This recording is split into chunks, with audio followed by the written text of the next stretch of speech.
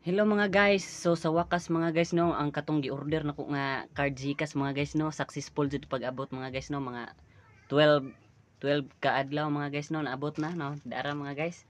So sa mga ganahan day mag-order og Gcash, order na mo kay pwede ra mo kung kuan ganahan mo nga mag-cash out dito sa lungsod, dili na mo mangitag kuan kanang tindahan nga naay pakas outan o pakas-inan.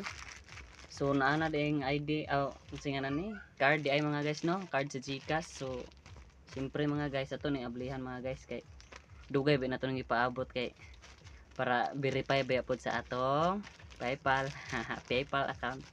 So matik mga guys ato ning ablihan mga guys no.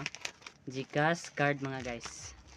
GCash card mo na siya mga guys, naabot na gyud mga guys. So sa mga ganahan di nga mag-order og GCash card, nara dito sa GCash guys, nara sa app mga guys no. Kung mag-order kag GCash card nara sa app, imo lang tong pinduton dito mga guys, 250 ra mga guys no.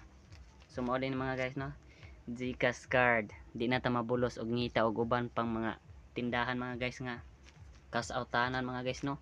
Mag-send pa ta dito number, maayo ni dire kay diretso ra ihaslak ra nato sa ATM mga guys no, connect sa PayPal account. Yeah, connect sa PayPal account to mao ni mga guys no.